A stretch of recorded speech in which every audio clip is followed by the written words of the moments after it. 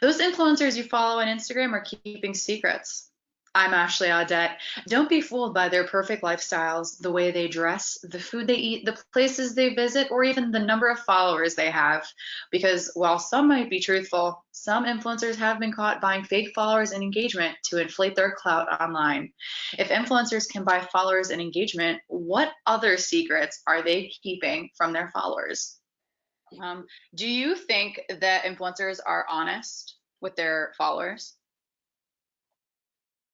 Big influencers, no. Smaller, I think I think they're a bit more genuine. I think it depends on the influencer. I think there are certain influencers that will take anything that they can get thrown at them and not necessarily have a plan or a rhyme or a reason of what they stand for and what they're influencing. Basically, if somebody waves a stick, they go. I think that there's always going to be people who do, no matter what, because that's who they are. That's what they value as.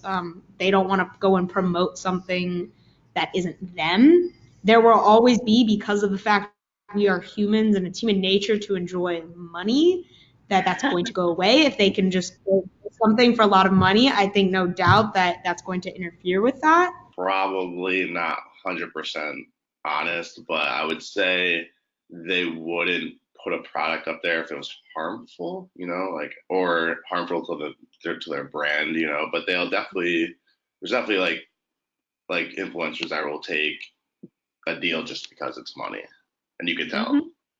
I think the laws have definitely gotten stricter, like on Instagram.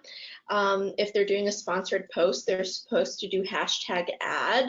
But I feel like sometimes I can't really tell if it's an ad still because some people still don't put hashtag ad, but rather they just like either tag the brand or just don't say anything at all.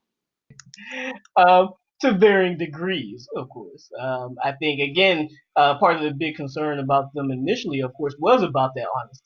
You couldn't ever really tell when they were selling you something, or if this again was something that was just a natural thing that they consume. So I, for example, did a research project before on Richard Sherman, a football player for then the Seattle Seahawks. And one of the things that sort of got him into trouble was that he wasn't really ever making it clear when he was selling a product or when he was just sort of saying, hey guys, I use this. And so I think those things are really, again, are still being hashed out. What are some tricks that influencers use to gain more followers, likes, and comments? Well, again, initially, just the idea that they just were using these products themselves. We know behind the scenes that they're buying influencers. Um, buying sort of followers. There's also this really strong network, right? So if you follow one person, then it usually leads to you following another, and so on and so forth. I was really not previously aware of how much of a network behind the scenes that there was. Until recently in some of my students we even mentioned, so if you follow somebody then you have to follow somebody else, and so I think those things have just allowed it to continue. I think a lot of influencers buy their followers and engagements, which a lot of day-to-day users probably don't notice.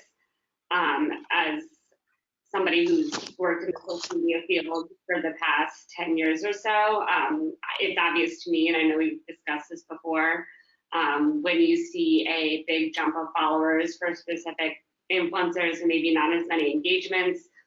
I have never recommended a product or a place that I either A, have not tried, or B, that I actually didn't like.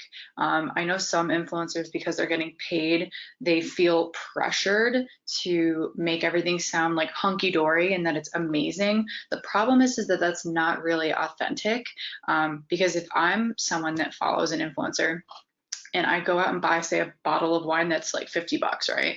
And this influencer is like, yeah, this is the best red I've ever had.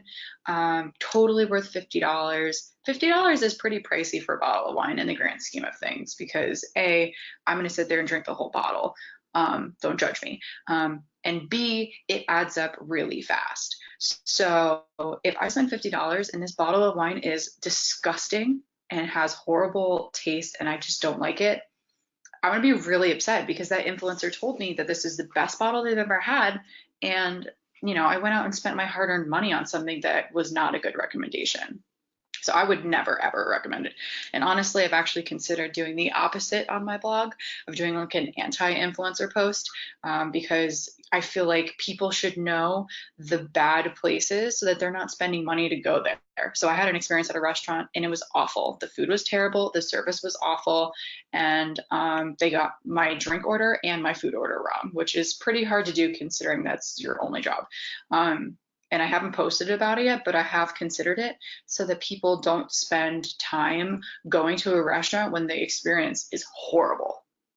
Do you find it hard to be honest with your followers? No, I don't, because I think being honest is just part of my personality. And honestly, people want you to be honest and authentic. If you're not, then no one's going to want to follow you. It's pretty easy to see who's not being authentic with their followers.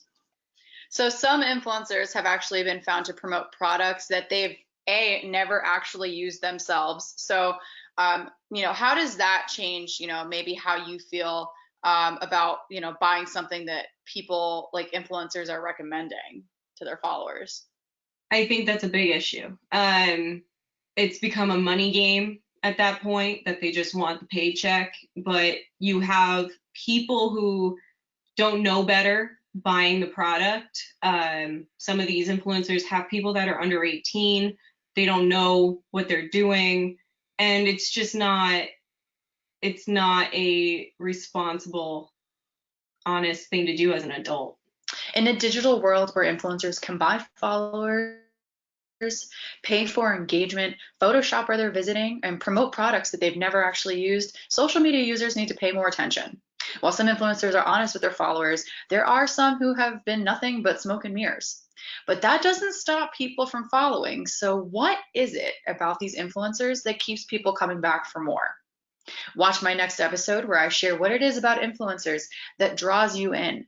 If you learned something valuable, please hit the subscribe button, give me a thumbs up, and share this video.